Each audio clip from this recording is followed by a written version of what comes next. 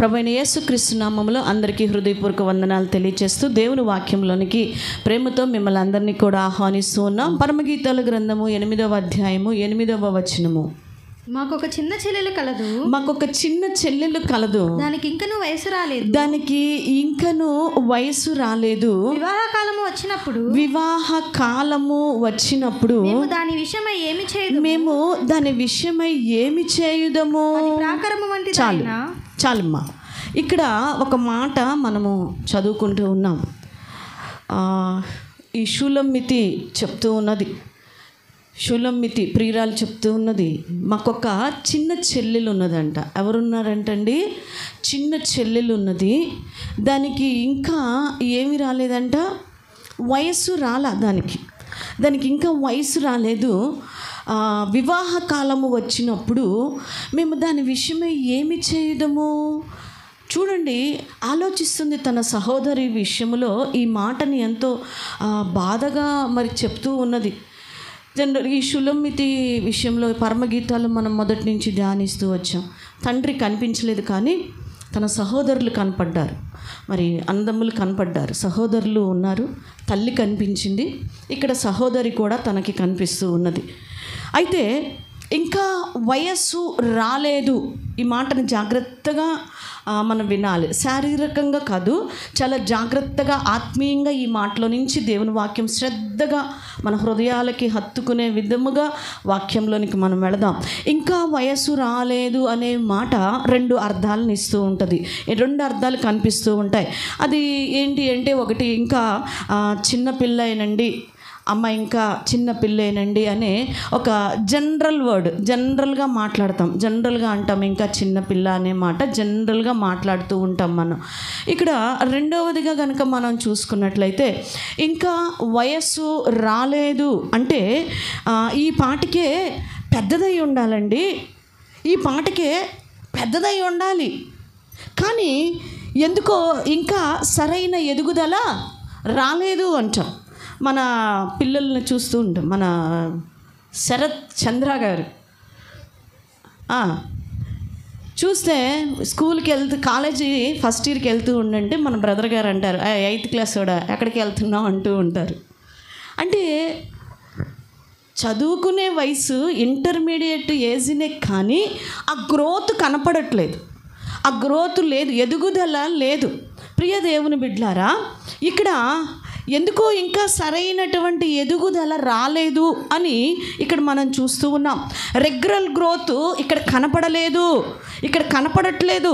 తన ఆహారాన్ని బట్టి కానివ్వండి, లేకపోతే కొన్ని ఏదైనా ప్రాబ్లమ్స్ని బట్టి కానివ్వండి, ఆ యొక్క చూసినట్లయితే చాలా మరి తీసుకున్నటువంటి దాన్ని బట్టి మామూలుగా అయితే ఎదుగుండాలి, కానీ తనకున్న పరిస్థితులను బట్టి ఏమవ్వలేదంటే ఇంకా ఎదగలేదు, ఇంకా వయసుకి రాలేదు అని మనము చూస్తూ ఉన్నాం.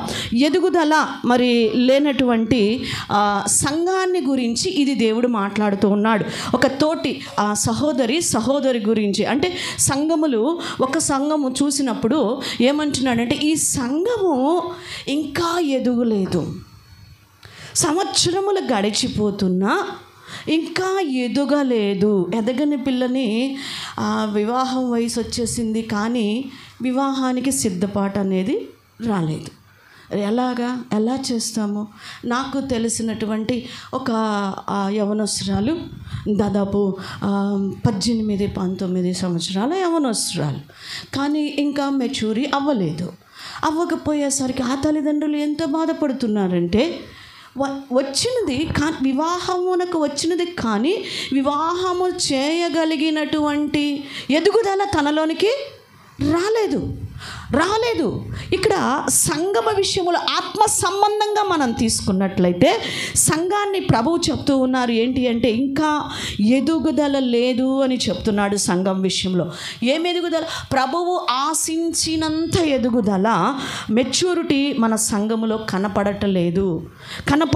ఫీల్ అయిపోతున్నారు. నా సహోదరికి మరి ఇంకా చిన్న చెల్లెలు ఉన్నది, దానికి ఇంకా వయస్సు రాలేదు అంటే ఒక అవమానపరచట్లేదు, లేకపోతే కించపరచట్లేదు, లేకపోతే ఎక్కిరించట్లేదు, కానీ చాలా వేదనతో అంటూ ఉన్నది ఈ మాట, చాలా బాధతో. అయ్యో ఇలా ఉంది పరిస్థితి, ఏం చేయాలి, ఇలా ఉంది పరిస్థితి. కొంతమంది ఆత్మీయంగా చూస్తే సంఘములో ఎదుగుతారు, బాగా పాటలు పాడగలుగుతారు, వాక్యం చెప్పగలుగుతారు, మంచి వాయిద్యాలు వాయించగలుగుతారు, మంచి ఎలక్ట్రీషియన్ వర్క్లు బాగా చక్కగా చేయగలుగుతూ ఉంటారు, మైక్ సిస్టమ్స్ పెట్టగలుగుతారు, యూట్యూబ్స్ చేయగలుగుతూ ఉంటారు, టీవీ ఆ యొక్క ఫోను అంతా చక్కగా చేస్తూ ఉంటారు. ఇలాంటి బాగా ఎదిగినటువంటి ఆత్మీయతలో బాగా ఎదిగినటువంటి విశ్వాసులు ఏం చేస్తుంటారు, ఆ యొక్క విశ్వాసులు కానీ పెద్దలు కానీ లేకపోతే ఇలాంటి వాళ్ళు కొంత బలహీనమైనటువంటి విశ్వాసుల్ని చూసి చాలా అసహించుకుంటూ ఉంటారు, చిన్న చూపు చూస్తుంటారు. ఏంది ఆ పాటలు పాడటం, ఇంకా రాలేదా, ఏంది అది, చాలే వద్దులే, ఏంది అది అని వారిని పైకి ఎదగనివ్వలేరు. ఎందుకంటే ఒకలాంటి చిన్న చూపు చూస్తూ ఉంటారంట, చిన్న చూపు చూస్తూ ఉంటారు చాలామంది. ప్రియ దేవుని బిడ్డలారా, మనం ఎప్పుడు కూడా మనం ఎదిగాం కదా అని మన తోటి వారిని చిన్న చూపు చూడకూడదు. నీకు వాక్యం తెలుసని తెలియని వాళ్ళని చిన్న చూపు చూడకూడదు, నీకు ప్రార్థన బాగా చేయగలుగుతావని చేయలేని వారిని చూసి నువ్వు చిన్న చూపు చూడకూడదు.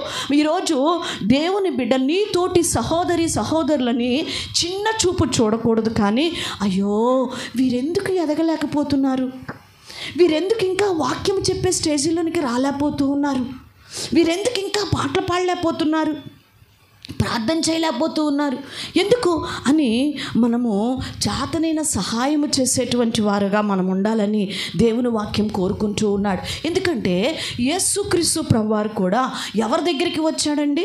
మత్తయి సువార్త 15వ అధ్యాయము 24వ వచనములో మనం చదువుకుంటాం. చూడండి, మత్తయి సువార్త 15వ అధ్యాయం 24. ఆయన ఇశ్రాయేలు ఇంటివారై నశించిన గొర్రెల యొద్దకే కానీ మరి ఎవరి యొద్దకు నేను చూడండి, నశించిపోయిన వారి దగ్గరికే కదా యేసుప్రభు వారు కూడా వచ్చారు. యేసుప్రభు వారు కూడా అలాంటి వాళ్ళ దగ్గరికేగా, పరిశుద్ధుల దగ్గరికి వచ్చాడా ప్రభు? అన్ని టాలెంట్స్ అంతా తెలిసి అంత బాగా ఉన్న వాళ్ళ దగ్గరికి వచ్చాడా? కాదు, అట్లా రాలేదు. ప్రభువారు కూడా నశించిపోతున్న వారి దగ్గర. కాబట్టి ఎదగని వారిని చూసి మనం ఏం చేయకూడదంటే చిన్న చూపు చూడకూడదు. ఈ విషయంలో ఏం చేయకూడదండి? చిన్న చూపు చూడకూడదు ఎదగని వారిని చూసి. మన సండే స్కూల్కి వచ్చే చిన్న పిల్లవాడు ఉండేవాడు, ఒక సండే స్కూల్ అబ్బాయి, మన అబ్బాయి కొంచెము మరగుజ్జుగా ఉంటూ ఉంటాడు. వాడు వయసు చాలా పెద్దది కానీ చాలా చిన్నగా ఉంటాడు. కానీ స్కూల్కి వెళ్ళాలన్నా ఎక్కడికి వెళ్ళాలన్నా కొంచెము ఫీల్ అవుతూ ఉండేవాడు. వచ్చి చెప్తూ ఉండేవాడు, అక్క నన్ను ఎక్కిరిస్తున్నారు, లేకపోతే వాళ్ళ మమ్మీకి చెప్పేవాడు, అమ్మ నన్ను ఎక్కిరిస్తున్నారు, నన్ను కామెంట్ చేస్తున్నారు, నేను వెళ్ళను స్కూల్కి, నేను వెళ్ళను వాళ్ళతో నేను పలకను అని. చాలామంది ఇలా చులకన చేస్తుంటారు. అంటే నేను ఇది శారీరకంగా చెప్పిన ఆత్మ సంబంధంగా తీసుకోనండి. ఆత్మ సంబంధంగా ప్రార్థన రాలేదని, లేకపోతే వాక్యం చదవటం రావట్లేదని, ఇట్లా ఏదో కారణాలు ఉంటాయి. బలహీనలే కావచ్చు వాళ్ళు, కానీ అలాంటి వారిని మనం ఏం చేయకూడదంట? చిన్న చూపు చూడకూడదు. ఎందుకంటే ఇంకా వయసు రాలేదు అంటే పిల్ల స్థితిలోనే వాళ్ళు ఉన్నారు. ఇంకా ఎలాంటి స్థితిలో ఉన్నారంట? పిల్ల స్థితిలోనే ఉన్నారు. ఆత్మీయంగా ఎదగలేనటువంటి పిల్లలుగానే ఉన్నారు. అసలు ప్రభువు దృష్టిలో ఎవరు పిల్లలు, ఎవరు పెద్దవారు, అంటే ఎవరు ఎదిగిన వారు, ఎవరు ఎదగని వారు, వయసుకు వచ్చిన వారు ఎవరు, వయసుకు రాని వారు ఎవరు, మరి పెద్దవాడయ్యాడు అంటానికి గల కారణం ఏంటి, పెద్దదయ్యింది అంటానికి గల కారణం ఏంటి? శారీరకంగా మనకి చాలా కారణాలు కనిపిస్తూ ఉంటాయి. పెద్దవాళ్ళు అయ్యారంటానికి చాలా కారణాలు మనము ఫిజికల్గా మామూలుగా చూస్తూ ఉంటాం శారీరకంగా.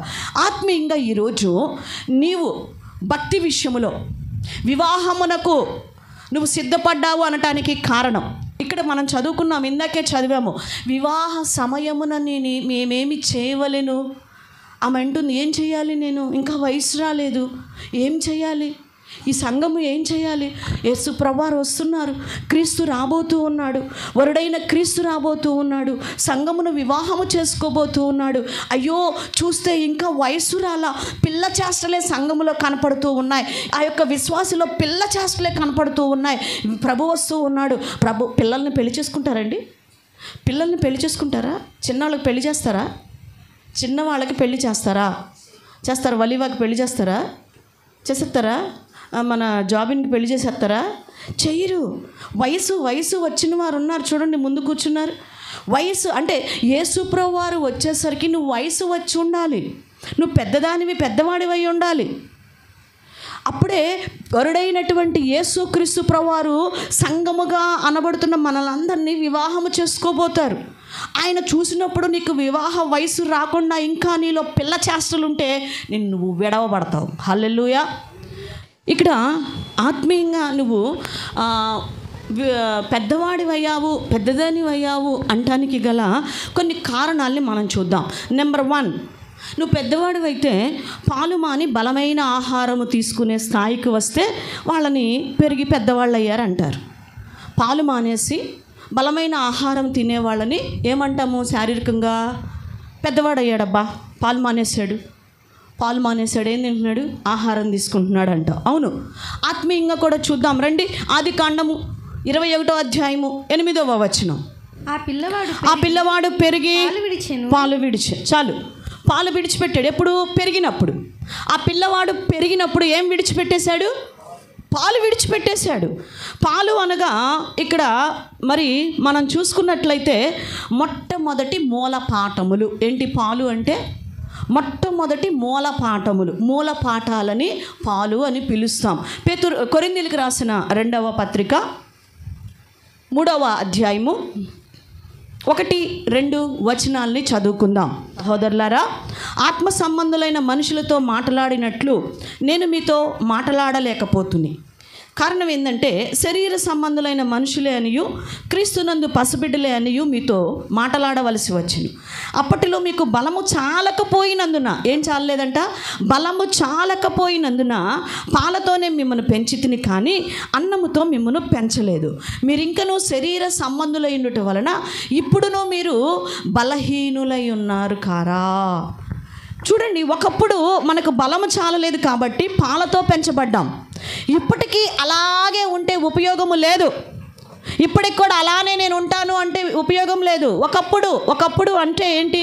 రక్షణ పొందిన కొత్తలో. హల్లెలూయా. ఎప్పుడు? రక్షణ పొందిన, మారు మనసు పొంది రక్షణ పొంది ప్రభువారిని ఎరిగిన కొత్తలో మొదటి మూలపాఠాలంటే ఏంటి? యేసు ప్రభువారు దేవుడు, అమ్మ మంచి దేవుడు, స్వస్థత ఇస్తాడు, పరలోకం ఇస్తాడు, ఆదివారం చర్చికి వెళ్ళాలి, ఆదివారం ప్రార్థనకి వెళ్ళాలి. ఇది మొదటి మూలపాఠం. అమ్మా ప్రార్థనకి రండమ్మా, దేవుడు మంచివాడమ్మా, ఆదివారం ప్రార్థన మానబాకండమ్మా, ఆదివారం ప్రార్థనకి రండమ్మా, దేవుడు పరలోకం ఇస్తాడమ్మా, చాలా మంచివాడమ్మా, అద్భుతం చేస్తాడమ్మా, దేవుడు ఆశీర్వదిస్తాడయ్యా, అయ్యా దేవుడు స్వస్థపరుస్తాడయ్యా, ఇదిగో దేవుడు నిన్ను బాగు చేస్తాడయ్యా. ఇవి మొదటి మూలపాఠాలు. అవునా? మొదటి మూలపాఠాలు. ప్రియమైన దేవుని బిడ్డలారా, నేను విగ్రహారాధికురాలుగా ఉన్నప్పుడు మరి నాకు కళ్ళు తిరగటం అనేటువంటి ఒక అనారోగ్యం నాకు వచ్చినప్పుడు నా తల్లి ప్రార్థన చేసుకుంటూ ఉంది ప్రభువుని ఎరిగి. అయితే నేనే విధంగా ప్రభువు దగ్గరికి రాబడినాను అంటే మొదటి మూలపాఠము ద్వారా నన్ను ప్రభువు ఆకర్షించారు. ఆ యొక్క మా అమ్మగారు, అక్కడ ఉన్నటువంటి ఆంటీ వాళ్ళందరూ కూడాను దేవుడు స్వస్థపరుస్తాడమ్మా, నీకు తగ్గిపోద్ది, రా తల్లి అని నన్ను బతిమలాడుతూ వచ్చారు. నేను వెళ్ళిన తర్వాత ఆ చర్చికి వెళ్ళి ప్రార్థన చేయించుకున్న తర్వాత నాకు స్వస్థత వచ్చింది. ఆ తర్వాత నాకు ఇంకా కొన్ని మూలపాఠాలు చెప్పటం ప్రారంభించినారు.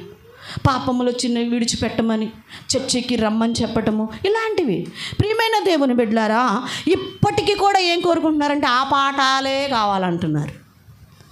ఆ పాఠాలే కావాలి. దేవుడు మమ్మల్ని ఆశీర్వదించాలి, దేవుడు మమ్మల్ని దీవించాలి, దేవుడు మమ్మల్ని స్వస్థపరచాలి, ఇదే పాఠాలు కోరుకుంటూ ఉన్నారు. ఇప్పటికీ ఆ పాఠాలే కాక ఈరోజు నీ జీవితము మారాలి. నువ్వు పెద్దవాడు అయ్యావంటే పరలోక రాజ్య ప్రవేశం గురించినటువంటి మూల పాఠాలని నువ్వు నేర్చుకోవాలి ఈరోజు. ఇప్పుడు పరలోకంలో అసలు నీ స్థానము గురించి, ఆ పరలోక రాజ్యములో నువ్వు పొందబోయే మహిమ గురించి, ఏమి చేస్తే ఎంత ఎదిగితే అక్కడ ఆ స్థానము నీకు ఉంటున్నది అనేటువంటి విషయాల గురించి నువ్వు ధ్యానించాలి.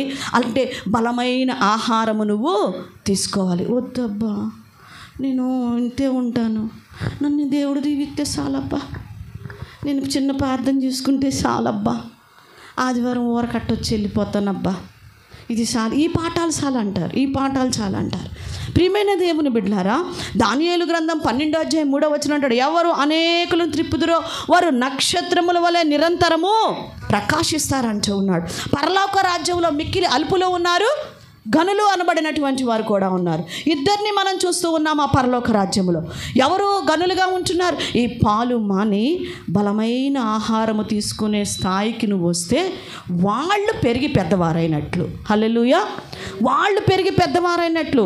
ప్రభువు మిమ్మల్ని దీవించునుగాక, ఆశీర్వదించునుగాక అనేవి మూలపాఠాలు. అవి పాలు. ఏంటి? పాలు. అవి పాలు. ఆహారమే. అప్పుడు బలం లేదు. అప్పుడు ప్రభువు దగ్గర అసలు నీకు శక్తి లేదు. నువ్వు వచ్చినప్పుడు డైరెక్ట్గా పెట్టంగా. ఇప్పుడు చిన్న పిల్లడు వాడు ఉన్నాడు, జాబింజాయ్ ఉన్నాడు, చిన్నోడు వాడికి ఇప్పుడు ఏకంగా ఇంత పెద్ద మాంసాలు లెగ్ పీసులు తెచ్చి తినరా అని పెడతామా? పెట్టలేము. వాడికి పెట్టలేము. అలానే వలీవని తీసుకోండి, ఆ అమ్మాయికి పాలు తెచ్చి పాలు తాగమ్మా అంటాము. ఆ అమ్మాయిని అనలేము. ఆ పిల్లకి పాలు సరిపోవు, వీడికి లెగ్ పీసు పడదు వీడికి. అంటే ఎవరి ఆహారమో చూడండి, వయసుని బట్టి ఎలాంటి ఆహారము తీసుకుంటున్నారో చూడండి. ఇప్పుడు ఎలాంటి బోధ నీకు కావాలో తెలుసా? ఎలాగ నువ్వు ఎదిగి బలమైన ఆహారం అంటే లోకములో నీకు శ్రమ కలిగిద్దే. అయినా లోకమును జయించిన విశ్వాసము మన విజయమే. పర్వాలేదు, శ్రమలు వచ్చినా పర్వాలేదు, ఏదైనా పర్వాలేదు, దేవుడి కోసం అనే మెట్లోనికి రావాలి. వెళుతున్నా కూడా, నువ్వు దేవుని సన్నిధికి వస్తున్నా కూడా నీకు శోధనలు వస్తుంటాయి. దేవుడి సన్నిధికి వస్తున్నా కూడా నీకు నిందలు వస్తాయి, అవమానాలు వస్తాయి, కష్టాలు వస్తాయి, శ్రమలు వస్తాయి, రోగాలు వస్తాయి, ఆర్థిక ఇబ్బందులు వస్తాయి. ఈ బోధ, ఇలాంటి వాక్యాలు చాలామంది జీర్ణించుకోలేరు. అరగదు ఇలాంటి వాక్యాలు. జాగ్రత్త, పాపంలో ఉంటున్నావు, జాగ్రత్త. ఆ పాపమును విడిచిపెట్టి దేవుని సన్నిధికి రావాలి. ఏం చేస్తున్నావు? నువ్వు ఆత్మీయంగా ఎదిగి ఎలాగుంటున్నావు పరిచర్య విషయంలో? ఇలాంటి బోధలు అరగట్ల కక్కేస్తున్నారు, జీర్ణించుకోలేకపోతున్నారు. ఇలాంటి వాక్యాలు కఠినం అనిపిస్తూ ఉన్నది. ఏ కాడికి దేవుడు మిమ్మల్ని దీవించునుగాక, దేవుడు మిమ్మల్ని ఆశీర్వదించునుగాక. స్వస్థత పెట్టి స్వస్థత. ఏంటిది? ఎంతకాలం ప్రియ దేవుని బిడ్డ ఇంకా పాలు తాగుతూనే ఉన్నావు? ఎప్పుడు నువ్వు బలమైన ఆహారాన్ని తీసుకుంటావు? ఎలా పెద్దవాడు అయినట్టు నువ్వు వాక్యాన్ని అంగీకరించలేని నీవు నీ తప్పుల గురించి, నీ కలగబోయే శ్రమల గురించి, కష్టాల గురించి దేవుడు నీతో మాట్లాడుతుంటే నువ్వు జీర్ణించుకోలేకపోతున్నావు. అంటే నీకు బలమైన ఆహారము పడట్లా. పాలకు అలవాటు పడిపోయావు. నువ్వు ఆ పాల బోధకు అలవాటు పడిపోయావు. దేవుడు గొప్ప దేవుడు, అద్భుతాలు చేసే దేవుడు, స్వస్థతలు మంచిదే. అవి మూల పాఠాలని ముందే చెప్తూ వచ్చా. అవి లేవు అని నేను అంటలేదు, ఉన్నాయి. ప్రియ సంగమ, హెబ్రీ పత్రికలు అంటాడు 5వ అధ్యాయము 12వ వచనంలో, హెబ్రీ పత్రిక 5వ అధ్యాయము 12వ వచనంలో అంటాడు, కాలమును బట్టి చూస్తే మీరు బోధకులుగా ఉండవలసిన వారై ఉండగా దేవోక్తులలో మొదటి మూలపాఠములను ఒకడు మీకు మరలా బోధింపవలసి వచ్చును. మీరు పాలు త్రాగవలసిన వారే కానీ బలమైన ఆహారము తినవలగారు కాదు. ఈ పాటికి బోధకులు అవ్వవలసిన వారు, బోధకరాండ్రులు అవ్వవలసినటువంటి వారు, నడిపించవలసినటువంటి వారు. ఎక్కడగా రక్షింపబడినప్పుడు ఏ స్థానం ఎన్నుకొని కూర్చున్నావో అదే స్థానంలో చతికిలబడి ఉన్నావు. అదే పాలు తాగుతున్నావు, కానీ బలమైన ఆహారము నీవు తినటలేదు. ప్రియ సంగమ, ఈరోజు పాలు మానివేయటము అంటే శరీర సంబంధమైన, భౌతిక సంబంధమైన, ఆత్మ సంబంధమైన ప్రయోజనాలకు సంబంధించినటువంటి పరిచర్యలో నుంచి, వాక్యములో నుంచి మనము దేవుని కొరకు శ్రమపడే అనుభవంలోనికి రావాలి. వాక్యము కోసము నేను ఎన్ని శ్రమలైనా పడతాను, అంతే. ఇది నా పరిచర్య. నీకు అక్కడ శోధన ఉంది ఇంట్లో, ఇది నీ పరిచర్య, పర్వాలేదు. ఈ శోధనను నేనేం చేస్తాను? తట్టుకుంటాను, భరిస్తాను. ఎవరి కోసం? నా దేవుడు నాకు ఇచ్చిన పరిచర్య కోసం, నా దేవుడు నాకు ఇచ్చిన రక్షణ కోసం ఈ శ్రమలను నేను భరిస్తాను. నువ్వు చేస్తున్నావా? నిన్ను నిందిస్తున్నారా? నిన్ను అవమానపరుస్తున్నారా? నువ్వు ముందుకు వస్తుంటే పర్వాలేదు, నా దేవుడి కోసం నేను భరిస్తాను. హల్లెలూయా, హల్లెలూయా. గట్టిగా చెప్దాం. ఇది పాలు విడిచి బలమైన ఆహారం తీసుకోవటం అంటే. అప్పుడు నీవు ఏమయ్యావంట? పెద్దవాడు అయినట్టు. ఇప్పుడు చెప్పండి, మీరు పెద్దవాళ్ళుగా ఉన్నారో పిల్లలుగా ఉన్నారో మీరే ఆలోచించుకోండి. ఇంకా ఏ పాఠాన్ని ఇష్టపడుతున్నారు? పాలని ఇష్టపడుతున్నారా? బలమైన ఆహారం కూడా కావాలని కోరుకుంటున్నారు? ఎంతమంది కోరుకుంటున్నారు బలమైన ఆహారం? అమ్మో, ఏంది ఈరోజు వాక్యం? ఏంది ఈరోజు వాక్యం అంత గట్టిగా చెప్పారు, అంత కఠినంగా చెప్పారేంటి ఈరోజు వాక్యం? అక్క ఎవరినో తిట్టినట్టుంది కదా, ఎవరినో ఎందుకు తిడతారు? నాకేమైనా కక్ష? మీరందరూ ఏమన్నా నాకు ₹1 కోటి వచ్చి ఎగ్గొట్టారా, లేకపోతే ఏంది? నాకెందుకు కక్ష? ప్రియమైన దేవుని బిడ్డలారా, దేవుడు మాట్లాడమన్నటువంటి వాక్యం అదే బలమైన ఆహారము. ఇప్పుడు ఆ ఆహారం ఇష్టపడట్లా. అక్కడ అద్భుతాలు జరుగుతున్నాయి అంటే పరిగెత్తుతున్నారు, అక్కడ స్వస్థతలు జరుగుతున్నాయి అంటే పరిగెత్తున్నారు. కొంతమంది మొన్న మధ్య నేను కష్టపడి ఆడ బయట పోతా ఉంటుంటే ప్రార్థనకి బైబిల్ తీసుకొని చాలామంది పోతా ఉన్నారు. యాడికి అంటే ఏందో చెప్పారు ఒక పేరు, ఆడికి వెళ్తే స్వస్థత వచ్చిద్దంట. ఏమొచ్చిద్ది? ఆడికి వెళ్తేనే స్వస్థత, ఇంకో చాడకపోయినా కూడా వచ్చిద్ది స్వస్థత, ఇంకో చాడకపోతే కూడా వచ్చిద్ది. వాక్యము విలువైనది. ప్రవచనములు నిరర్ధకమైన అయిపోతాయంట, ఏదైనా నిరర్ధకమవుతాయి, కానీ వాక్యము సదాకాలము నిలిచును. ఇప్పుడు నువ్వు వయసుకు వచ్చావో వయసుకు రాలేదో పరిశీలించుకో. ఏ బోధన ఇష్టపడుతున్నావు, ఏ బోధలు కోరుకుంటున్నావు? రెండో కారణం చెప్తాను నేను మీకు. నువ్వు పెద్దవాడు అయ్యామనడానికి గల రెండవ కారణం, వయసు నీకు వచ్చేసింది. ఓకే, ప్రభు వస్తున్నాడు, నిన్ను తీసుకెళ్ళబోతున్నాడు వివాహం చేసుకొని, నువ్వు రెడీగా ఉన్నావు అంటానికి రెండవ కారణం. పెద్దవాడైనాడు అంటే మన ఆహారము మనము సంపాదించుకోవటం స్టార్ట్ చేస్తాం. రెండవ విషయం, హల్లెలూయా, మన ఆహారము ఏం చేస్తాం? మనమే సంపాదించుకోవటం స్టార్ట్ చేస్తాం. అవును, చూడండి ఆదికాండం 21వ అధ్యాయము 20వ వచనం. అతడు పెరిగి పెద్దవాడై ఆ అరణ్యములో కాపురముండి ఈలుకాడు కాదు విలుకాడు ఆయను. అంటే బాణములు వేసేటువంటి విలుకాడు ఆయన. ప్రియమైన దేవుని బిడ్డలారా, పెద్దవాడై వేటాడటం ప్రారంభించాడంట ఇష్మాయిల్ గారు. ఇందాకేమో పాలు పెద్దవాడైనప్పుడు ఏమి విడిచిపెట్టేశాడు? పాలు విడిచిపెట్టేశాడని చూసాము ఇస్సాక్ గారు. ఇక్కడ ఇష్మాయిల్ గారు పెరిగి పెద్దవాడైనాక విలుకాడు ఆయన. చూడండి, బాణముల్లో ఆరితేరిపోయాడంట. వేటాడటంలో ఆరితేరిపోయాడు. అంటే తన ఆహారాన్ని తను ఏం చేసుకుంటున్నాడు? పెద్దవాడయ్యాక సంపాదించుకోవటం ప్రారంభిస్తూ ఉన్నాడు. వేటాడటం అనగా ఆత్మీయంగా మన ఆహారం మనం సంపాదించుకోవాలి. అంటే ప్రతి దినం దేవుని యొక్క వాక్యము నువ్వు చదువుతూ, దేవునితో నడుస్తూ, దేవుని యొద్ద నుండి అనుదినము ఆహారము నువ్వు సంపాదించుకోవాలి. హల్లెలూయా. ఈ ఒక్క ఆహారము నీకు సరిపోదు, అనుదినము నువ్వు పెద్దవాడయ్యంట అవ్వావు అనడానికి గుర్తేందంటే ప్రతిరోజు నువ్వు దేవునితో మాట్లాడుతూ ఉండాలి, వాక్యాన్ని నువ్వు చదువుతూ ఉండాలి. ఆ వాక్యములో నుంచి నువ్వు ఆహారము తీసుకోవటం, కష్టపడటం నేర్చుకోవాలి. నా మాటలు అర్థమవుతున్నాయా? అర్థమైన వాళ్ళు గట్టిగా దేవునికి స్తోత్రం చెప్దాం. హల్లెలూయా. ఈరోజు నువ్వు వాక్యము చదవాలి. చదువుతున్న భాగములో నుండి ఒక రిమా తీసుకోవాలి నువ్వు, అనగా దేవుని వాక్కు. రిమా అనగా వాక్కు, దేవుని వాక్కు తీసుకోవాలి. ఆ వాక్కే ఆ రోజంతా నీకు బలమైన ఆహారం. ఎలా తీసుకుంటావు నువ్వు? క్యాలెండర్ దగ్గరికి పరిగెత్తుతావు. ఎమర్జెన్సీ అయితే క్యాలెండర్ దగ్గరికి పరిగెత్తుతావు. అది కూడా ఎప్పుడు పరిగెత్తావు అంటే అవసరం అనుకున్నప్పుడు, పలానా కార్యానికి వెళుతున్నాను ఖచ్చితంగా కావాలి అనుకున్నప్పుడు పోయి డేట్ చేసి అమ్మ నాకు తోడుగా ఉంటానన్నాడు దేవుడు అని వెళ్ళిపోతావు. అది ఎలా రిమా అవుతుంది? ఎలా దేవుని వాక్ అవుతుంది? అనుదిన వాక్యము ఓకే, నేను కాదంటలేదు, కానీ పరిశుద్ధ గ్రంథాన్ని దినము నువ్వు చదివి ప్రతిరోజు ఉదయాన్నే ఒక రిమా నువ్వు తీసుకోవాలి. మన ఆత్మీయ తండ్రి ప్రతిరోజు అడుగుతూ ఉంటారు ఒక మాట, అమ్మ బైబిల్ చదివావా? అమ్మ దేవుడు ఏం మాట్లాడాడు ఈరోజు పరిచర్య విషయంలో? దేవుడు ఏం మాట్లాడాడు నీతోటి? ప్రజలకి ఏం చెప్పమన్నాడు? ఆదివారం అయితే ఖచ్చితంగా హెచ్చరిస్తూ ఉంటారు. దేవుడు ఏం మాట్లాడాడు? ప్రజలకి ఏం అందించమన్నారు? ఖచ్చితంగా ఇంకా హెచ్చరిస్తూనే ఉంటారు ఎదిగినా కూడా. అది నిజంగా ఏందంటారు, గద్దించు వారు ఉండటం మనకి తైలాభిషేకం. ప్రియమైన దేవుని బిడ్డలారా, ఈరోజు ఆ రిమా నువ్వు తీసుకోవాలి. దేవుడు ఇట్లా వాక్యం ద్వారా నీతో మాట్లాడుతూ ఉన్నప్పుడు నీకు ఒక వాక్యము నీ హృదయానికి ఏమవుతుంది? గుచ్చుకుంటుందా లేదా?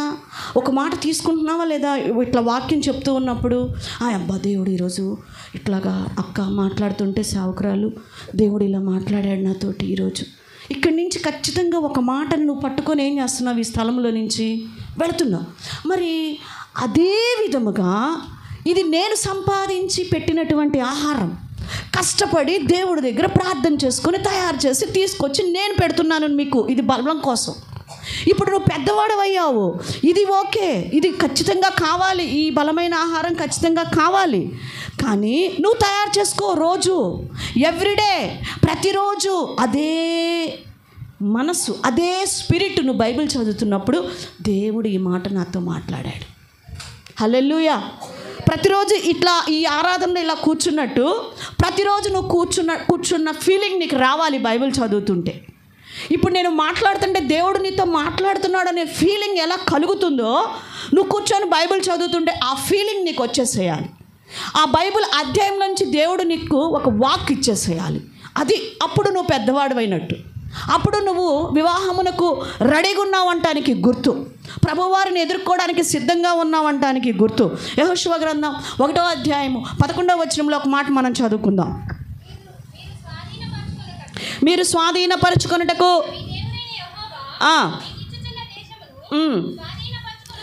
స్వాధీనపరచుకొనబోవుటకై యోర్దానును దాటాలి కనుక ఆహారాన్ని సిద్ధపరచుకో. కొంతమందికి సిద్ధపరచుకోవటమే రాదు. మేము బయటికి వెళ్తుంటాం చాలాసార్లు పరిచర్లకి, అటు ఇటు వెళ్తూ ఉంటాం. ఏమి ప్రిపేర్ అవ్వరు. కనీసం ఈవెన్ ఒక వాటర్ బాటిల్ కూడా లేకుండా వస్తారు, చేతులు ఊపుకుంటారు. సిద్ధపాటు అనేది వీళ్ళ లైఫ్లోనే ఉండదేమో అనుకుంటాను నేను. నాకు ఫస్ట్ నుంచి ఉన్న అలవాటు, ప్రతి ఐటెం కూడా నాకు నా బ్యాగ్లో, హ్యాండ్ బ్యాగ్లో ఉంటుంది. నాది ఒక చిన్న దాన్ని ఏమంటారు కొట్టు, దాన్ని స్టోర్, చిన్న స్టోర్ అనమాట. ఆ టైప్లో ఉంటుంది. ఒక సందర్భం చెప్తాను. ఏదో అనుకోండి, మన సహోదరి అనూష గారు ప్రార్థనకి పిలిచారు. అమ్మ మన పెళ్లి రోజున సంథింగ్ ఫస్ట్ పెళ్లి రోజు లేకపోతే పుట్టినరోజు దేనికో మొత్తానికి సంథింగ్ పిలిచారు వాళ్ళ అక్కడ చర్చిలో, అమ్మాయి వాళ్ళ ఊర్లో. పిలిస్తే వెళ్ళాము. పాస్టర్ గారిని పిలిచారు, నన్ను, మన సంఘ బిడ్డలు అందరం కలిసి వెళ్ళాము. వెళ్ళిన తర్వాత అక్కడ సంఘంలో కూడా ఇట్లానే అందరూ కూర్చొని ఉన్నారు. మన సహోదరిని ఆ ఊరు ఇచ్చాం కాబట్టి, అంటే ఇంకో సంఘం ఏందా అనుకోకండి, మన అమ్మాయిని వేరే ఊరు ఇచ్చాము. సో కాబట్టి వాళ్ళ అత్తగారి సంఘానికి వెళ్ళింది అనమాట. సో అక్కడికి వెళ్ళినప్పుడు చక్కగా ప్రార్థన జరిగింది. చక్కగా నుంచోబెట్టారు, కేక్ పెట్టారు. అందరూ కూడా సంతోషంగా ప్రార్థనలు చేస్తున్నారు ఒకళ్ళ తర్వాత ఒకళ్ళు. చక్కగా యానివర్సరీ, హ్యాపీ యానివర్సరీకి అందరూ ఫస్ట్ యానివర్సరీ కాబట్టి సంతోషంగా కంగ్రాట్స్ చెప్తూ సేవకుడు ప్రార్థన చేసి కట్ చేయమని చెప్తున్నారు. చాక్ ఏది అనుకుంటూ ఉన్నారు. అందరూ చాక్ గురించి ఎదుగుతూ ఉన్నారు. మన పాస్టర్ గారు అక్కడ నుంచొని, మన పాస్టరమ్మ గారి దగ్గర ఉంటుంది, మన పాస్టరమ్మ అక్క దగ్గర ఉంటుంది, తీసుకురాపండి మన సోదరు దగ్గర అన్నారు. పరిగెత్తుకుంటూ వచ్చిన హ్యాండ్ బ్యాగ్లో ఉన్న చాక్ తీసుకొని వెళ్ళిపోతున్నారు. హల్లెలూయా. అంటే చాకులు పెట్టుకొని తిరగమంటలేదండి. సిద్ధపాటు అంటే బయటికి అవుట్ సైడ్ పరిచర్లకు వెళ్తుంటాం, ఎవరి మీద బేస్ అవ్వకూడదు. ఏదన్నా ఒక చిన్న ఫ్రూట్ దొరికింది అనుకుందాం కొనుక్కోవడానికి, అది కట్ చేసుకొని తింటాం, అంతేగాని ఎవరిని గాయపరచడానికి కాదండి. అంటే నా ఉద్దేశం ఏంటంటే, కొన్ని సిద్ధపాట్లు, కొంతమంది డబ్బులు తీసుకోకుండా వచ్చేస్తారు, బర్రమని వచ్చేస్తారు. అదేమంటే నేను రాను అయితే అంటారు. అదేంటి డబ్బులు అయితే రారా? అయ్యా నేను రానైతే సావుకి, డబ్బులు లేకపోతే ఆలోచిద్దాం, వస్తాలే. తప్పు. సిద్ధపాటు, ప్రతిదానికి ఏముండాలి? సిద్ధపాటు కలిగి ఉండాలి. ఇక్కడ చూడండి, యెహోషువ చెప్తున్నాడు ఇశ్రాయేలు ప్రజలతోటి, యోర్దాను నదికి వచ్చినా చెప్తున్నారు, ఇంకా చాలు, ఐగుప్తు దేశం నుంచి బయటకు తీసుకొచ్చిన దగ్గర నుంచి అరణ్యమును దాటుకుంటూ ఇప్పటికి యోర్దాను నది దగ్గరికి వచ్చేసాం మనం. ఇప్పటి వరకు మన్నాతో మీరు పోషించబడ్డారు, దేవుడు మీకు కురిపిస్తూ ఉంటే తింటా వచ్చారు. ఇప్పుడు మీరు ఇంకా కొద్ది దినంలో ఈ యోర్దాను దాటిన తర్వాత ఇంకా కొంతకాలంలో మనం వాగ్దాన భూమి అయిన కానాను దేశంలోనికి వెళ్ళబోతున్నాం. ఆ దేశంలోనికి వెళ్ళబోతున్నాం. ఇక మీ ఆహారం మీరు సిద్ధపరచుకోండి. ఇక మన్నా రాదు. కరోనా టైంలో మన ఆహారం మనమే సంపాదించుకోవాల్సి వచ్చింది. ఏంది? వాక్య ఆహారం. దొరికిందా మనకి? దొరకలా, సంఘాల్లో లేవు, దొరకలా, మనమే కష్టపడాల్సి వచ్చింది. ప్రియమైన దేవుని బిడ్డలారా, ఎందుకు ఇంతగా చెప్తూ ఉన్నానంటే, నీకు నువ్వుగా ఆత్మీయ ఆహారం తినటం నేర్చుకోవాలి, సంపాదించుకోవటం, వండుకోవటం నేర్చుకోవాలి. ఫాస్ట్ ఫుడ్లు లేవా? ఉన్నాయి. ఫోన్ నొక్కండి, పిచ్చ వాక్యాలు వస్తాయి. ఫోన్ నిండా గొప్ప గొప్ప వాక్యాలు వస్తాయి. ఇక్కడ నిలబడి నేను పనికిరానిదాన్ని ఒప్పుకుంటున్నా, నాకు చాతగాందాన్ని కూడా ఒప్పుకుంటున్నా. ఎంతో మంచి వాక్యాలు, ఎంతో గొప్ప వాక్యాలు, గొప్ప దైవజనులు ఉన్నారు, కాదని నేను అంటలా. కానీ నువ్వు పెద్దవాడు అయ్యావు కదా, ఎంతకాలం పెడతారు తల్లులు? ఎంతకాలం పెడతారు చెప్పండి? పెడతారా? రాముకి ఇంకా వాళ్ళ అమ్మ అన్నం పెట్టాలంటే పెట్టిద్దా? సంపాదించుకొచ్చి పెట్టు అంటే పెట్టిద్దా? లేదు. బాగా అబ్బాయి పని చేయాలా, తనకి తాను ఆహారము కోసం కష్టపడాలా, తను తాను సిద్ధపరచుకోవాలా. ప్రియ సంగమా, నీ ఆత్మీయ స్థితి ఎలాగ ఉండాలి అంటే ఆ విధముగా ఆ సేవకుడు చెప్పిన వాక్యం ఎలాగైతే తీసుకుంటున్నావో, నువ్వు చదువుకుంటుంటే కూడా అదే స్పిరిట్, ఆ వాక్యం నీకు పనిచేయాలి. అప్పుడు నీవు ఎదిగినట్లు. ఎందుకంటే మత్తయి సువార్త 4:4 చెప్పబడినట్లు, మనుషుడు రొట్టె వలన మాత్రము కాదు కానీ దేవుని నోట నుండి వచ్చు ప్రతి మాట వలన జీవించును. కాబట్టి మనం ఆ మాటను గట్టిగా పట్టుకొని ప్రార్థన చేసినప్పుడు నువ్వు బలమైన ఆహారాన్ని తీసుకోగలుగుతావు. నువ్వు చేసుకోవాలి. ఏశావు కూడా వేటాడుటలో నైపుణ్యత తెచ్చుకున్నాడని ఆదికాండం 25:27 చూస్తాం. ప్రియమైన దేవుని బిడ్డలారా, ఈరోజు వాక్యాన్ని పరిశోధించు, అర్థం కాని వాక్యముని ధ్యానించు. ఈ మాట ఏంటి, ఈ సందర్భం ఏంటి, ఎక్కడి నుంచి వచ్చింది, ఏ ఊరిలో జరిగింది, అప్పుడు ఎవరున్నారు, దాని వెనక ఎవరున్నారు, దాని ముందు ఎవరున్నారు, దాని పక్కన ఏ ఊరుంది, దీని అవతల ఏ ఊరుంది. ఇట్లాంటి సందర్భాలన్నీ కూడా ధ్యానించండి. అది ధ్యానం అంటే, అది నువ్వు వాక్యం సంపాదించుకోవటం. ఇది రెండవ విషయం. నువ్వు పెద్దవాడయ్యావు అనటానికి ఇది రెండవ విషయం. హల్లెలూయా. ఇక మూడవ విషయాన్ని నేను మీకు తెలియజేస్తాను. నువ్వు ఆత్మీయతలో పెద్దవాడు అయిపోయావు, పెద్దదాని అయిపోయావు, వివాహమునకు కరెక్ట్గా ఉన్నావు, సిద్ధపడ్డావు, ప్రభు వచ్చేస్తాయి, ఇంకా లేట్ లేదు, ప్రభు వస్తే వెళ్ళిపోవటమే అనటానికి మూడవ విషయం. పెద్దవాడు అయ్యావు అంటే ఇతరుల భారాన్ని కూడా నువ్వు మోస్తావంట. హల్లెలూయా. నీ ఆహారం నువ్వు సంపాదించుకోవడం కాదు. ఇప్పుడు నువ్వు పెద్దవాడు అయ్యావంటే గుర్తేందంటే ఇతరుల భారాన్ని కూడా ఏం చేస్తావు, నువ్వు మోస్తావు. వాళ్ళు మోస్తున్నారు, వాళ్ళ తల్లిదండ్రులు భారాన్ని జ్ఞాపకం చేసుకుని మోస్తున్నారు. వాళ్ళు పెద్దవారయ్యారు, వాళ్ళ భార్య పిల్లల భారాలని వాళ్ళు మోస్తున్నారు. ఇతరుల భారాన్ని శారీరకంగా వాళ్ళు మోస్తున్నారు. నిర్గమాకాండం 2:11 చెప్తున్నాడు చూడండి. నిర్గమాకాండం 2:11 ఆ దినములలో మోషే పెద్దవాడై తన జనుల యొద్దకు పోయి ఏం చూచాడంటండి, వారి భారములు చూశాడంట. ఎప్పుడు? చిన్నప్పుడు వెళ్ళాడా? పెద్దవాడయ్యాక. మోషే పెద్దవాడయ్యాడంట. పెద్దవాడయ్యాక ఏం కనపడుతున్నాయి?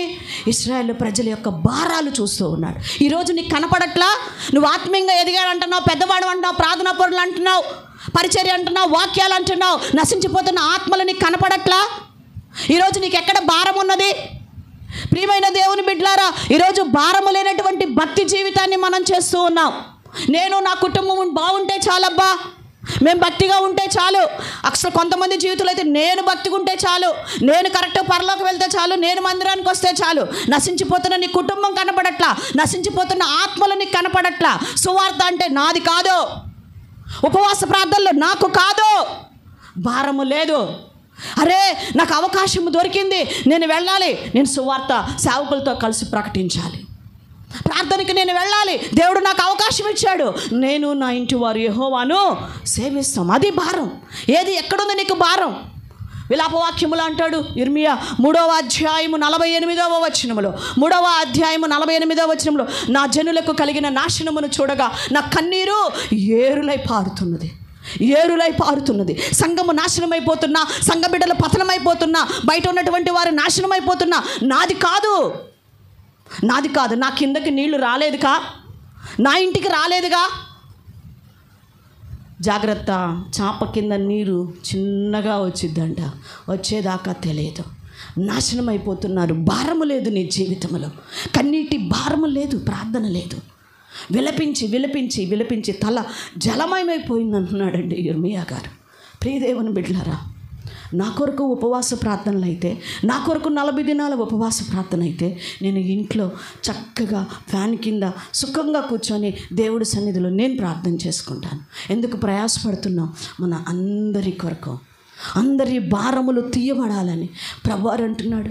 ప్రయాసపడి భారము మోసుకున్న సమస్త జనులారా నా దగ్గరికి రండి, మీ భారం నా మీద వేయండి. ఎంత మంచి మనసు! మరి ఈ క్రీస్తు యేసుకు కలిగిన ఈ మనసు నీకుందా? భారం మోసే మనసు నీకున్నదా? ఎలా పెద్దవాడు అయిపోయావు, ఎలా పెద్దదాని అయిపోయావు నువ్వు? సంఘములో ఎలా అంటే సంవత్సరాలు సీనియారిటీ ఉంటే పెద్దవాళ్ళు అయిపోయినట్టేనా? ఈ లక్షణము నీలో ఉన్నదా? ఈ భారభరితమైన హృదయము నీ జీవితంలో ఉన్నదా? నశించిపోతున్నారు. విజయవాడలో ఆ విధముగా నశించిపోతున్న వాళ్ళ కోసం ఎంతమంది ప్రార్థన చేశారండి? ఇక్కడ ఎంతమంది ప్రార్థన చేశారు? అతి కొద్ది మందే కనిపిస్తున్నారు, అతి కొద్ది మంది. మిగతా వారు ఎక్కడ? వారు నీ సహోదరులు కాదా? నీ తోటి వారు కాదా? నీకు భారమేదండి. మూడో విషయాన్ని తెలియచేస్తున్నాను. నువ్వు పెద్దవారి అయ్యావు, నీకు వయసు వచ్చేసింది అనడానికి కారణం ఇతరుల భారమును నీవు మోస్తావు. నాలుగో విషయాన్ని మీకు తెలియచేస్తూ ఉన్నాను. పెద్దవాడైనటువంటి వాడు అంటే అతని జ్ఞానేంద్రియాలంట సాధకము చేయబడిన వాడై ఉండాలి. జ్ఞానేంద్రియాలు అనగా చెవి, ముక్కు, కన్ను, నోరు, జ్ఞానేంద్రియాలు తెలుసుగా మీకు? మన జ్ఞానేంద్రియాలు అవి సాధకము చేయబడి ఉండాలి. అనగా హెబ్రీలు రాసిన పత్రిక 5వ అధ్యాయము 14వ వచనాన్ని చదువుకుందాం. వయసు వచ్చిన వారు అభ్యాసము చేత మేలు కీడులను వివేచించుటకు సాధకము చేయబడిన జ్ఞానేంద్రియములు కలిగి ఉన్నారు కనుక బలమైన ఆహారము వారికే తగును. ఎందుకంటే వారి జ్ఞానేంద్రియములు ఏమైనాయి అంట? సాధకము చేయబడినాయి, అనగా అభ్యాసము చేయబడ్డాయి. వయసు వచ్చిన వారికి సాధకము చేయబడిన జ్ఞానేంద్రియాలు కలిగి ఉండాలి. అభ్యాసము చేయబడినటువంటి జ్ఞానేంద్రియములు, అవయవాలు అనేటువంటి ఈ యొక్క జ్ఞానేంద్రియాలను సాధకము చేయబడాలి. అనగా ఆత్మ ఫలములతో, కృపా వరాలతో, పరిశుద్ధాత్మతో, ఇలాంటి ఆత్మ సంబంధమైన జ్ఞానేంద్రియాలతో నువ్వు నింపబడాలి. కానీ నీ జ్ఞానేంద్రియాలు పాపమునకు అలవాటు పడిపోయినట్లుగా ఉండకూడదు. నీ పాపములకు అలవాటు పడకూడదు. నీ జ్ఞానేంద్రియాలు బూతులు మాట్లాడటానికి అలవాట్లు వచ్చేసిందండి. మాట గబుక్కన అనేసానండి, ఎంత పెద్ద తిట్టి. ఎందుకంటే దానికి అలవాటు పడిపోయావు ఈరోజు. ప్రియమైన దేవుని బిడ్డలారా, పేతురు రాసిన 2వ పత్రిక 2వ అధ్యాయము 14వ వచనం. వ్యభిచారిని చూచి ఆశించుచు పాపము మానలేని కనులు గలవారు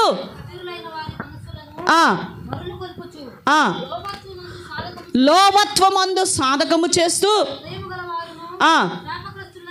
ఉండి తిన్నని మార్గమును విడిచి బిలాము పోయిన మార్గమును త్రోవ తప్పిపోయిరి. ప్రియమైన దేవుని బిడ్డలారా, వీళ్ళు చూడండి ఎలాంటి ఆలోచనలు కలిగి ఉన్నారంటే, పాపము మానలేనటువంటి కనులు, హృదయంలో తప్పిపోయినటువంటి కనులు, వీటిలో ఏం చేసుకుంటున్నారంట? సాధకము చేయబడ్డాయి. వాటిల్లో అక్కడ ఆ విషయంలో ఆ మాట అక్కడ చదువుతా, సాధకము చేయబడింది అవి. ప్రియమైన దేవుని బిడ్డలారా, ఈరోజు పాపం మానలేకపోతున్నావు, కళ్ళు అలవాటు పడిపోయినాయి. ఎందుకంటే దానికి ఆ విషయంలో సాధకం చేయబడ్డాయి నీ కళ్ళు, దానికి అడిక్ట్ అయిపోయావు నువ్వు జీవితం. ఈ యొక్క పాపము చూడకుండా ఉండలేకపోతున్నావు, ఎందుకంటే ఇది నీకు సాధకం చేయబడిపోయింది. నీకు ఇది ఇటు నొక్కకుండా ఈ చెయ్యి ఉండట్లా. నీకు చర్చిలో కూర్చొని కూడా ఇటు అనకుండా ఉండలేకపోతున్నావు, అది పట్టుకోకుండా ఉండలేవు.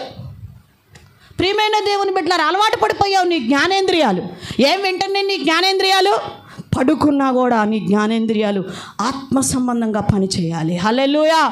యెషయా ప్రవక్త గారిని మనం చూస్తాం. హిజ్కియా గారి దగ్గరికి వెళ్తాడు యెషయా ప్రవక్త గారు. వెళ్ళి, హిజ్కియా, దేవుడు నీ ఇల్లు చక్కబెట్టుకోమంటున్నాడు, నీ పని అయిపోయింది అని చెప్పేసేయగానే హిజ్కియా కూర్చొని ఏడుస్తూ ఉంటాడు, ప్రార్థన చేస్తూ ఉంటాడు. రాజ్యంలోనే ఉన్నాడు, కోటలోనే ఉన్నాడు, సైన్యాధిపతులు ఉన్నారు, సైనికులు ఉన్నారు, మంత్రులు ఉన్నారు, అందరూ ఉన్నారు. నడుచుకుంటూ వెళ్ళిపోతూ ఉన్నాడు యెషయా గారు. వెళ్ళిపోతూ ఉన్నా కూడా దేవుడు స్వరాన్ని వింటున్నాడండి.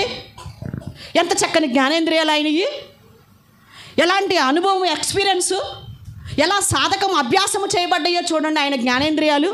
యెషయా నువ్వు వెనక్కి తిరిగి వెళ్ళి ఎస్టాకి చెప్పు ఆయుషిస్తున్నానని. ఇంటికి వెళ్ళాడా? ఇంటికి వెళ్ళి కూర్చొని ఇంకొక గంట ప్రార్థన చేశాక దేవుడు చెబితే తిరిగి వచ్చాడా? లేదు. కొంతమంది అంటారు ప్రార్థన అంటే నాకు ఇట్లా రాదండి, నాకు ఒక్కదానికి ఉన్నప్పుడే వచ్చిందండి. మంచిదే, నువ్వు ఒక్కదానికి ఉన్నప్పుడు ఎక్కువ చేసుకోవాలి, ఎక్కడున్నా చేసుకోవాలి. హల్లెలూయా. ఎంతమంది ఉన్నా నీకు ప్రార్థన రావాలి, ఏ స్థలంలో ఉన్నా నీకు ప్రార్థన రావాలి, ఏ ఊరిలో ఉన్నా ఎక్కడున్నా కూడా నువ్వు ప్రార్థనతోనే నీ జ్ఞానేంద్రియాలన్నీ కూడా. దేవుడు ఇప్పుడేమన్నా మాట్లాడుతున్నాడా? దేవుడు నాకేమన్నా చెప్పాలనుకుంటున్నాడా? నాకేమైనా చూపించాలనుకుంటున్నాడా? నాకేమైనా ఇవ్వాలనుకుంటున్నాడా? తపన పడతా ఉండాలి. అంతేగాని మా ఆయన వస్తాడా, లేకపోతే ఆమె వచ్చిద్దా, ఒక ₹1,00,000 ఇస్తానంది, ఈ డోక్రాలో వస్తాయి అన్నయ్యి, ఎప్పుడు ఇస్తారు, ఎప్పుడు కట్టాలి, ఇట్లా కాదు నువ్వు చూడాల్సింది ఈ జ్ఞానేంద్రియాలని. ప్రియమైన దేవుని బిడ్డలారా, రోదే చిన్నపిల్ల, వయసుకి చిన్నదే. అక్కడ చాలామంది పెద్దవాళ్ళు ప్రార్థన చేస్తున్నారు, చాలామంది సంఘం అంతా కూడుకొని ప్రార్థన చేస్తున్నారు. కానీ పేతురు స్వరం ఎవరు విన్నారండి? ఎవరు విన్నారు? ఆ చిన్నది. అంటే ఆమె జ్ఞానేంద్రియాలు ఆ సేవకుని స్వరం కొరకు ఎంత తపన పడుతుంది, ఎంత అభ్యాసం చేసుకుందో. పేతురు స్వరం వినటానికి విని విని విని విని విని పేతురు స్వరము టక్కున తలుపు కొట్టి పేతురు పిలవగానే టక్కున గుర్తుపట్టేసిందండి. హల్లెలూయా. ఈరోజు నీకు ఆ అనుభవమే లేదు. దేవుడు స్వరం ఏంటో, దెయ్యం స్వరం ఏంటో తెలియదు నీకు. దేవుని దర్శనాలేంటో, దయ్యపు దర్శనాలేంటో తెలియదు నీకు. ఏదేదో చెప్పేస్తూ ఉంటావు. సమూయేలు గారండి ఎంతండి, చిన్న వయసు, పాలు విడిచి అప్పుడే వచ్చాడంట మందిరంలోకి. పాలు విడిచిపెట్టాక వాళ్ళ అమ్మ తెచ్చి మందిరంలో వదిలిపెట్టేసింది. సేవకుడేవో హాయిగా నిద్రపోతున్నాడు. పాస్టర్ గారు, మన ఏలీ పాస్టర్ గారు. సమూయేలు కూడా పడుకున్నాడు. కానీ తన జ్ఞానేంద్రియాలు ఎంత బాగా పనిచేస్తున్నాయండి. సమూయేలు అనగానే చిన్నోడు తమ్మని లేసి వెళ్ళిపోయాడు. అయ్యగారు పిలిచాడు అనుకుంటున్నాడు, పాస్టర్ గారు పిలిచాడు అనుకుంటున్నాడు. ప్రియ సంగమా, ఎంత చక్కగా ఏ స్థలంలో ఉన్నా ఎంత చక్కగా వారు దేవుని స్వరం వింటున్నారు. ఏమండి, ప్రకటన గ్రంథం రాశారు. ఎవరు రాసింది? ఎవరు? గట్టిగా ఇంకా ముందే వినిపిస్తుంది నాకు, వెనక వినపడట్లే, ఇటు వినపడట్లే. ఎవరు రాసింది? శిష్యుడైన యోహాను గారు. ఎక్కడుండి, ఏ స్థలంలో ఉండి రాశాడు? పద్మాసు ద్వీపములో ఉండి రాశాడు. ఏమన్నా ఉన్నాయాడా? ఏమన్నా రాయటానికి అట్లాంటి ఎట్లా దొరికినాయో ఆయనకి, ఎట్లా రాశాడు ఆ గ్రంథాలు. ఏమండి అంటే తన జ్ఞానేంద్రియాలు అందులో అంత పెద్ద పెద్ద దర్శనాలు గుర్తుపెట్టుకొని రాశాడు. ఒక్కటి కాదు, అసలు ఒక దర్శనం మనం చదివితే చాలు, చదివి గుర్తుపెట్టుకో చాలు, రాయని అవసరం లేదు. ఒక్కటిగా సరిగా ఒక 2-3 సార్లు చదివి గుర్తుపెట్టుకున్న దర్శనం మొత్తం గుర్తుంటుందా? ఆహా. కానీ ఆయన ఎలా గుర్తుపెట్టుకున్నాడు, ఎలా రాయగలిగాడంటే ఆ జ్ఞానేంద్రియాలు దేవుని కోసమే అభ్యాసము చేసుకున్నాడు. ప్రియ సంగమా, ఈరోజు దేవుడు నీతో మాట్లాడుతున్నాడు. నీ జ్ఞానేంద్రియాలు ఏ విషయములో అభ్యాసం చేసుకుంటున్నావు అంటే నువ్వు పిల్లవాడిగానే ఉంటున్నావు. లోక సంబంధంగా అయితే నువ్వు పెద్దవాడిగా అవ్వాలంటున్నాడు. హల్లెలూయా. మరొక విషయాన్ని నేను మీకు తెలియచేస్తాను. 5వ విషయాన్ని, నీ యొక్క వయసు వచ్చిందనడానికి 5వ విషయాన్ని తెలియచేస్తూ ఉన్నాను. దేవుని సంకల్పానికి కష్టమైనా సరే లోబడేవాడే పెద్దవాడు. హల్లెలూయా. ఎవరి సంకల్పం? దేవుని సంకల్పానికి కష్టమైనా సరే లోబడేవాడే పెద్దవాడు. ఈరోజు పెద్దవాడయ్యాడు అంటానికి కారణం నా ఇష్టం, నాది ఇల్లు, నేను ప్రేమించా, నా ఇష్టం, నాది, నేను ఇంతే, నేను ఈ ఉద్యోగమే చేస్తా, నేను వద్దని నేను అక్కడికే వెళ్తా, ఇట్లా అంటారండి. ఇట్లాంటి సంకల్పాలు కాదండి దేవుడు కోరుకుంటుంది. లూకా సువార్త 7వ అధ్యాయము, లూకా సువార్త 7వ అధ్యాయము 29వ వచనం దగ్గర నుంచి 32వ వచనం వరకు చదువుకుందాం. ప్రజలందరూ సుంకరులను యోహాను బోధ విని అతడిచ్చిన బాప్తీసము పొందిన వారై దేవుడు న్యాయవంతుడని ఒప్పుకున్నారు న్యాయవంతుడని. కానీ పరిసయ్యులను ధర్మశాస్త్రోపదేశకులను అతని చేత బాప్తీసము పొందక తమ విషయమైన దేవుని సంకల్పమును నిరాకరించిరి. కాబట్టి ఈ తరము మనుష్యులను నేను దేనితో పోల్చుదును? వారు దేనిని పోలి ఉన్నారు? సంత వీధులలో కూర్చుండి ఉండి మీకు పిల్లన గ్రోవి ఊదితిమి కానీ మీరు నాట్యమాడరైతిరి, ప్రలాపించితిమి కానీ మీరు ఏడవరైతిరి అని ఒక్కనితో ఒకడు చెప్పుకొని పిలుపులాటలు ఆడుకొను పిల్లకాయలను పోలి ఉన్నారు. దేన్ని పోలి ఉన్నారంట? పిల్లకాయలను పోలి ఉన్నారు. పిల్లకాయలు అంటే దేవుని సంకల్పాన్ని నిరాకరించేవారు చిన్న పిల్లలతో సమానం. దేంతో సమానం? దేన్ని నిరాకరిస్తే? సంకల్పం అంటే ఆయన చిత్తాన్ని అయ్య బాబో ఇదే నేను చేయలేనండి. పెద్ద పెద్ద మాటలు మాట్లాడుతున్నారు ఇక్కడ ఉన్నటువంటి వీళ్ళు, శాస్త్రులు, పరిశీలు. అబ్బో సూపర్, యోహాను అబ్బో సూపర్ అంటున్నారు. పెద్ద పెద్ద డైలాగులు కొట్టారు. బాప్టిజానికి వచ్చారు, వద్దు అంటున్నారు ఇక్కడ మనం చదివిన సందర్భాలు. అంటే దేవుని సంకల్పాన్ని వాళ్ళు ఏం చేస్తున్నారు? నిరాకరిస్తూ ఉన్నారు. నువ్వు పిల్లకాయవి, దేవుని చిత్తాన్ని పక్కన పెట్టేస్తున్నావు. ఒక సండే స్కూల్ పిల్లోడికి తెలుస్తుంది దేవుని చిత్తం, సమూయేలుకి తెలిసింది దేవుడి చిత్తం సండే స్కూల్ పిల్లోడు, రోదకి తెలిసింది సండే స్కూల్ పిల్ల దేవుని చిత్తం. ఈరోజు నీకు తెలియట్లా దేవుని చిత్తం, దేవుని సంకల్పం ఏంటో నీ జీవితంలో నెట్టేస్తున్నావు. దగ్గరికి వస్తుంటే నెట్టేస్తున్నావు, నీకు ఇచ్చిన దాన్ని నెట్టేస్తున్నావు, నీ ఇష్టం వచ్చినట్టు వాడుకుంటున్నావు దేవుని సంకల్పాన్ని. నీకు నచ్చితే చేస్తున్నావు, నచ్చకపోతే తీసి ఇసిరావతల కొట్టేస్తున్నావు. చిన్నపిల్లల్లాగా మనసు బాగున్నప్పుడు, మైండ్ బాగున్నప్పుడు, హృదయం బాగున్నప్పుడు వచ్చి బాగా చేస్తానంటున్నావు. జాగ్రత్త. దేవుని సంకల్పం అంటే నీ పరిస్థితులు ఎన్నైనా ఉన్నాయి, నువ్వు ఎలాంటి దుస్థితులనైనా ఉండు, నువ్వు మంటల్లో పడి ఉండైనా సరే నీకు ఇచ్చింది నువ్వు వచ్చి చేయాలంటే సంతోషంగా. హల్లెలూయా. నేను ఇక్కడ నిలవబడలేనంత పరిస్థితి నాది. రాత్రి ఇలానే వాక్యం చెప్తూ పడిపోయా, కళ్ళు తిరిగిపోయి నేను. కానీ ఇది దేవుని సంకల్పం, దేవుని పని నేను చేయాలి. ఇది నాకు ఇచ్చాడు, నన్ను నమ్మి ఇచ్చాడు నా దేవుడు, నన్ను నమ్మి ఇచ్చాడండి. యోబు దోగాడుకుంటా కూడా వచ్చి దేవునికి మహిమ చెల్లించాడు. దేవుడు నాకు ఇచ్చింది నేను నెరవేర్చాలి. ఈరోజు నువ్వేం చేస్తున్నావు? నీ జీవితం ఎలాగుందో ఒకసారి పరిశీలన చేసుకో. లోతు దేవుని సంకల్పాన్ని నిరాకరించాడా లేదా? అందుకే తన కుటుంబం అంతా ఏమైపోయిందండి? స్మాష్, పాడైపోయటానికి కారణం లోతు దేవుని సంకల్పాన్ని నిరాకరించటమే. దేవుడు అదూరంగా కనపడేటువంటి కొనకి వదిలే ప్రభా, అంత దూరం ఎవరిని అడుగుతారు, నేను అంత దూరం ఆడబోయాను, ఈ దగ్గర ఉన్న దగ్గరికి పోతాలి, ఈ దగ్గర ఉన్న కొండకు పోతాలి, ఈ దగ్గర ఉన్న ప్రాంతానికి పోతాలే ప్రభా. దగ్గర దారులు ఎంచుకుంటావా? ఎంత అపాయకరమో తెలుసా? దగ్గర దారులు ఎంత భయంకరంగా ఉందో చూసారా? దగ్గర దారి లోతు పరిస్థితి ఏమైందో తెలీదా? దేవుని సంకల్పము దూరమైనా సరే నిరాకరించుకో. బాధపడుతూనైనా రా, పద వెళ్దాం. ఖర్చు పెట్టాల్సి వస్తుందా? పెట్టు, దేవుడి కోసం ఖర్చు పెట్టు. నా తల్లి దగ్గర నేను అదే నేర్చుకున్నానండి. మా తల్లి దేవుణ్ణి ఎరిగినాక మా నాన్న ఇచ్చే ఆ కొంచెం డబ్బుల్ని దేవుని కొరకే ఖర్చు పెట్టేది. బస్సు ఎక్కితే ఎక్కడ ఆ సిటీ బస్సు ఎక్కి, అది దాదాపు నాకు తెలిసి 10 కిలోమీటర్లు ఉంటుంది, 10 కిలోమీటర్ల దాకా ఉంటుంది. అది అన్ని కిలోమీటర్లు మమ్మల్ని నడిపించుకుంటూ తీసుకెళ్ళేది. ఏడుపు వచ్చేది. మా తమ్ముడు చిన్నోడు సంకనేసుకునేది, మా చెల్లి నేను వెనకమాల తిట్టుకుంటూ పోయేవాళ్ళు. బస్సు ఎక్కిస్తే ఎక్కడ 20 రూపాయలు ఖర్చు అయిపోతాయో, 20 రూపాయలు ఎక్కడ ఖర్చు అయిపోతాయో, పాని 20 రూపాయలు రాని 20 రూపాయలు మా అందరికి, మా ముగ్గురికి ఎక్కడ అయిపోతాయోనని నడిపించుకోలేదు. ఒక పూట కాదండి, శనివారం ఉపవాస ప్రార్థనకు తోలుకొచ్చేది, ఆదివారం ఉదయం తోలుకొచ్చేది, ఆదివారం సాయంత్రం మళ్ళీ తీసుకొచ్చేది. నడిచేవాళ్ళం, కాళ్ళు నొప్పులు పుట్టాయి. మా అమ్మ ఆశ ఏంటో తెలుసా? ఆ డబ్బులు ఉంటే దేవునికి ఇచ్చేయచ్చు అని. ఏదైనా పరిచర్య జరుగుతుందంటే దాచిపెట్టుకుని అన్నీ ఇచ్చేసేసేది దేవుడికి. నేను చూశాను, నా తల్లి దగ్గర అది నేను చూశాను. ప్రియదేవుని బిడ్డలారా, ఈరోజు దేవుని సంకల్పం కోసం నువ్వు ఖర్చు పెట్టడానికి ఏమైంది? నీ శరీరాన్ని, నీ సమయాన్ని, నీ ధనాన్ని ఎందుకంత దాచుకుంటావు? ఎందుకంత పిసినారితనం చూపిస్తావు? పొదుపు ఉండొచ్చు కానీ పిసినారితనం ఉండకూడదండి. పిసినారితనం ఉండకూడదు. పిసినారుడు దాచిపెట్టిందంట ఇంకొకడు తినేస్తాడు. జాగ్రత్త. నిర్లక్ష్య పెట్టకూడదు ఈరోజు దేవుని సంకల్పాన్ని.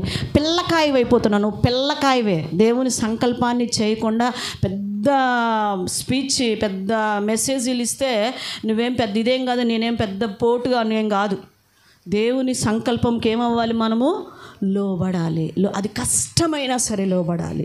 అవునండి, దేవుని సంకల్పాన్ని అంగీకరించే మనసు కలిగిన వాడే పెద్దవాడు. వాళ్ళల్లో యోసేపు గారు ఉన్నారు, మోషే గారు ఉన్నారు, దానియేలు గారు ఉన్నారు. ఎంత కష్టాలు పడ్డారో ఆ సంకల్పంలో. యిర్మీయా గారు ఎన్ని కష్టాలు పడ్డారు. యెషయా ప్రవక్త గారు ఎన్ని కష్టాలు పడ్డారు. మరి నీ పరిస్థితి ఏంటి? నేను ముగింపులోనికి వెళ్ళిపోతున్నాను. ఆరవదిగా నువ్వు పెద్దవాడు అయ్యావంటానికి కారణం నేర్చుకున్నటువంటి ఉపదేశం నుంచి నువ్వు తొలగిపోకూడదు. నువ్వు నేర్చుకున్న ఉపదేశంలో నుంచి నువ్వేమవ్వకూడదు, తొలగిపోకూడదు. సామెతల గ్రంథం 22:6 అంటాడు, బాలుడు నడవలసిన త్రోవను వానికి నేర్పము, వాడు పెద్దవాడైనప్పుడు దాని నుండి ఏమవ్వకూడదు, తొలగిపోడు. నువ్వు తొలగిపోతున్నావంటే ఇంకా బాల్య దశలోనే ఉన్నావు, పిల్లవాడిగానే ఉన్నావు. పద్దాకలు లెగుతావు పడతావు. ఒక నెలలో ఉద్యమం వచ్చేసిద్ది, ఇంకో నెలలో తుస్సును బాద్ది నీకు. ఒక నెలలో అమ్మ నేను సేవ చేయకపోతే ఎట్టా, నేను తీసుకోపోతే ఎట్టా అంటావు. ఒక నెలలో బాద్ది, అది ఎక్కడికో ఉట్టెక్కిచ్చేస్తావు. అమ్మో రొట్టె తీసుకోపోతే ఎట్టా అని కష్టపడి కన్నీటితో ప్రార్థన చేస్తావు. ఇంకో నెల అసలు అడ్రస్ ఉండదు. ఈరోజు రొట్టె అనే పరిస్థితికి వచ్చేస్తుంది.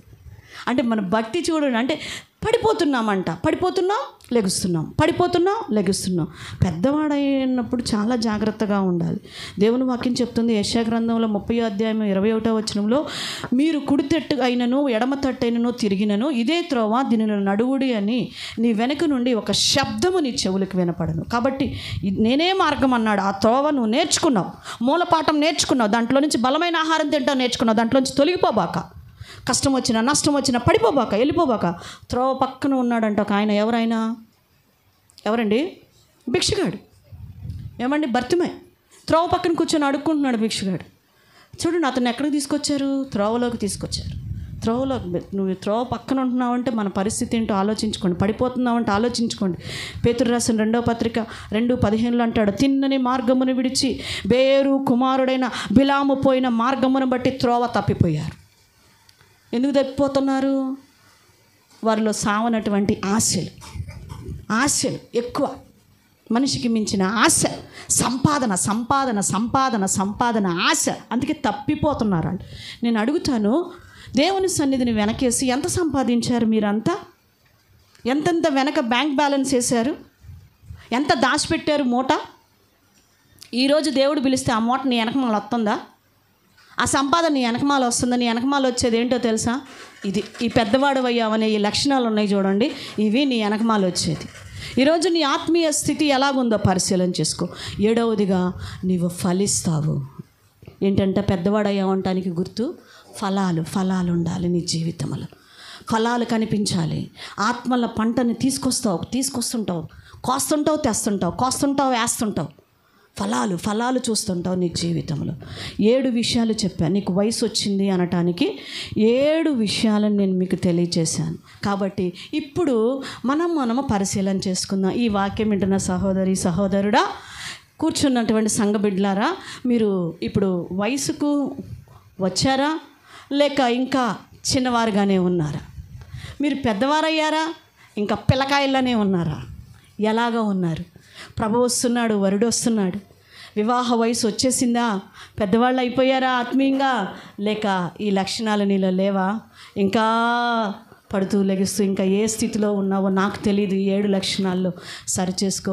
నేనైతే ఒక ఆత్మీయ తల్లిగా మరి అందరూ పెద్దల్ని చేశాననే నేను అనుకుంటున్నాను. హల్లెలూయా. వయసుకు వచ్చిన వారనే నేను అనుకుంటున్నాను. హల్లెలూయా. ఇంకా పిల్లకాయల చేష్టలు చేయకూడదు. మనం ఇంకా ఎలాగుండాలంటే ఎదిగిన వారముగా మనం ముందుముగాక. ఆమేన్. ప్రార్థన చేసుకుందాం. మహాపరిశుద్ధుడా, ప్రేమ కలిగిన మా ప్రియ పరలోకపు తండ్రి, మీకు వందనములు, స్తోత్రాలు. నాకు ఒక చిన్న చెల్లి కలదు, దానికి ఇంకా వయసు రాలేదు. వివాహ దినమున నేను ఏమి చేయవలెను అని నాయన చింతిస్తూ ఉన్నది ప్రభా. నిజమే, ఆ దినము వివాహ దినోత్సవం రాబోతూ ఉన్నది. మేఘారుడు పెండి కుమారుడుగా నువ్వు రాబోతూ ఉన్నావు నాయన. ఇంకా వయసు రాని సంఘముగా నాయన, ఎదగలేని సంఘముగా మా సంఘం ఉండకూడదు ప్రభా. మా బిడ్డలు ఉండకూడదు ప్రభా. సాయం చేయండి ప్రభా. నీ కొరకు నిలబట్టం మాకు నేర్పించండి ప్రభా. పాలు త్రాగటం మాని బలమైన ఆహారము మేము తీసుకునే వారముగా ప్రభా.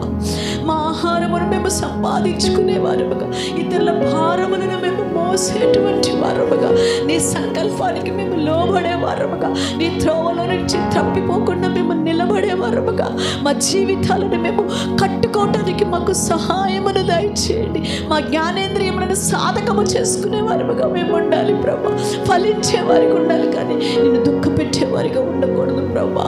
పిల్లకాయలుగా మేము ఉండకూడదు ప్రభా. మాకు సహాయం చేయండి. నిన్ను ఎదుర్కోవాలి.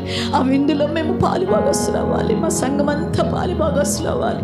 ఈ వాక్యం వింటున్న మా సహోదరి సహోదరులు కూడా ఆ పిల్లకాయ చేష్టల నుంచి విడిపించి యేసు నామములో నాయన బిడ్డలు వయసుకు వచ్చేవారుగా ఆత్మీయంగా ఎదుగుదురుగాక. అట్టి కృపని బిడ్డలకు అనుగ్రహింపమని యేసయ్య పరిశుద్ధ నామములో స్తుతిస్తూ ప్రార్థిస్తున్నాం పరమ తండ్రి. ఆమేన్.